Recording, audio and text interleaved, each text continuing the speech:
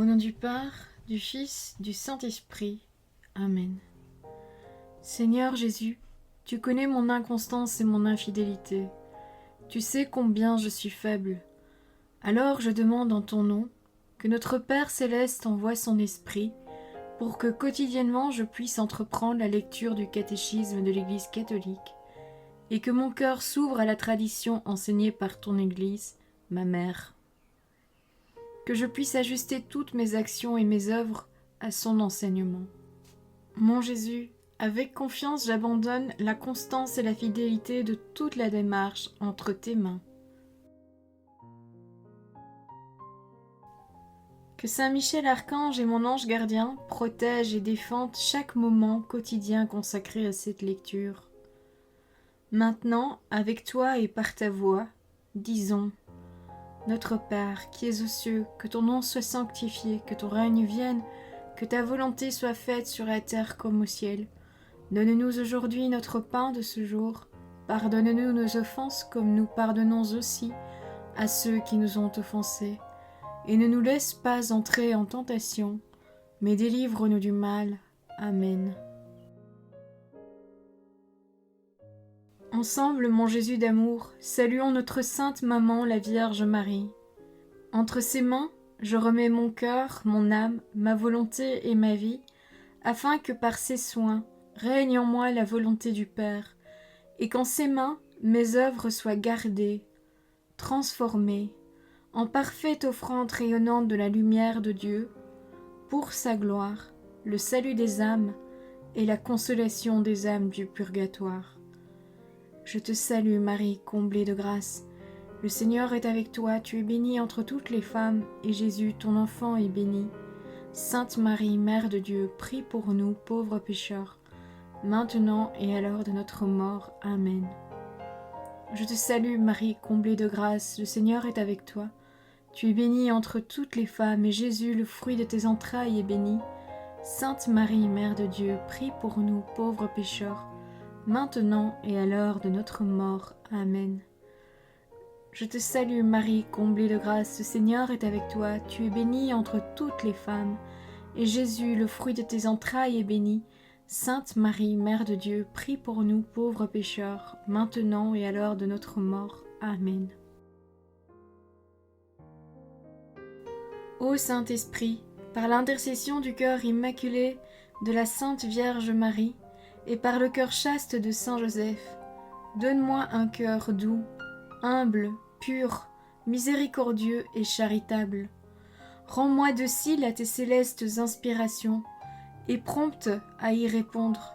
Que mon cœur enflammé de ton amour soit en toutes ses œuvres dans la volonté du Père, œuvrant ainsi sous ton joug léger et joyeux. Père céleste, je fais ces demandes par les mérites, les œuvres et les souffrances de Jésus-Christ, ton Fils bien-aimé. En mon nom, au nom des âmes de ma famille, au nom des âmes de mes proches, au nom des âmes qui se sont recommandées à mes prières, au nom des âmes constituant ta Sainte Église, le pape, les cardinaux, les évêques, les prêtres, les religieux et religieuses, les laïcs, au nom des âmes qui ne te connaissent pas, des âmes des païens, des âmes des hérétiques, des âmes des apostats et des âmes froides, en tout temps, dans les siècles des siècles. Amen.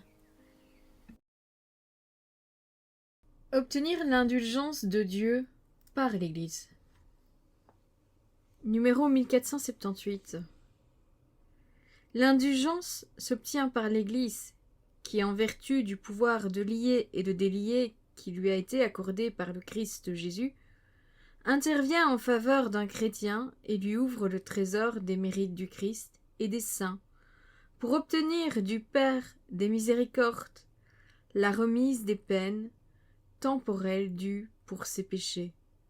C'est ainsi que l'Église ne peut pas seulement venir en aide à ce chrétien, mais aussi l'inciter à des œuvres de piété, de pénitence et de charité.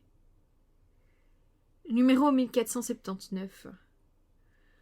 Puisque les fidèles défunts en voie de purification sont aussi membres de la même communion des saints, nous pouvons les aider entre autres en obtenant pour eux des indulgences, de sorte qu'ils soient acquittés des peines temporelles dues pour leurs péchés. 11e point. La célébration du sacrement de pénitence. Numéro 1480. Comme tous les sacrements, la pénitence est une action liturgique. Tels sont ordinairement les éléments de la célébration. Salutation et bénédiction du prêtre. Lecture de la parole de Dieu pour éclairer la conscience et susciter la contrition. Et exhortation à la repentance. La confession qui reconnaît les péchés et les manifeste au prêtre. L'imposition et acceptation de la pénitence. L'absolution du prêtre. Louange d'action de grâce et envoi avec la bénédiction du prêtre. Numéro 1481. La liturgie byzantine connaît plusieurs formes d'absolution. Deux formes déprécatives qui expriment admirablement le mystère du pardon.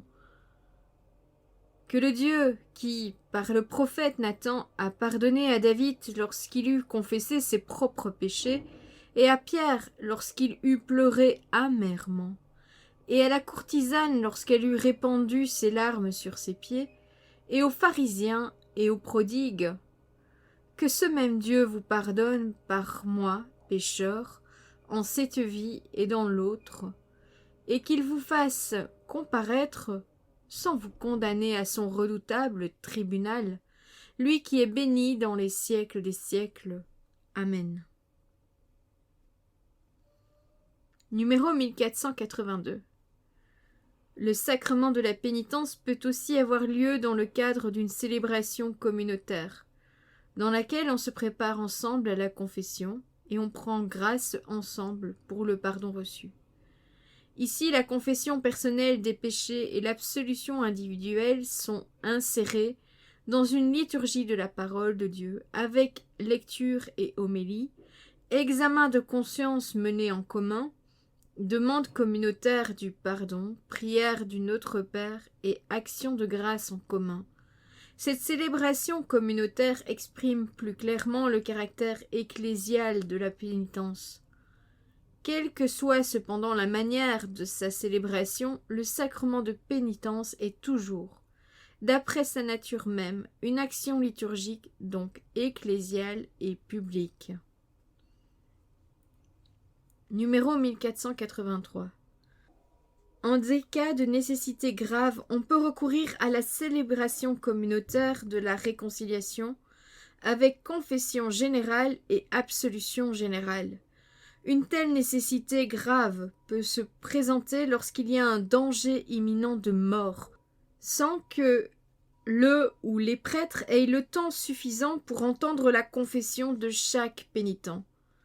La nécessité grave peut exister aussi lorsque, compte tenu du nombre de pénitents, il n'y a pas assez de confesseurs pour entendre dûment les confessions individuelles dans un temps raisonnable, de sorte que les pénitents, sans faute de leur part, se verraient privés pendant longtemps de la grâce sacramentelle ou de la sainte communion. Dans ce cas, les fidèles doivent avoir, pour la validité de l'absolution, le propos de confesser individuellement leurs péchés graves en temps voulu. C'est l'évêque diocésain de juger si les conditions requises pour l'absolution générale existent. Un grand concours de fidèles à l'occasion de grandes fêtes ou de pèlerinages ne constitue pas un cas d'une telle grave nécessité. Numéro 1484. La confession individuelle et intégrale suivie de l'absolution demeure le seul mode ordinaire par lequel les fidèles se réconcilient avec Dieu et l'Église, sauf si une impossibilité physique ou morale dispense d'une telle confession. Ceci n'est pas sans raison profonde. Le Christ agit en chacun des sacrements. Il s'adresse personnellement à chacun des pécheurs. « Mon enfant, tes péchés sont remis » voir l'Évangile selon saint Marc, chapitre 2, verset 5. Il est le médecin qui se penche sur chacun des malades qui ont besoin de lui pour guérir.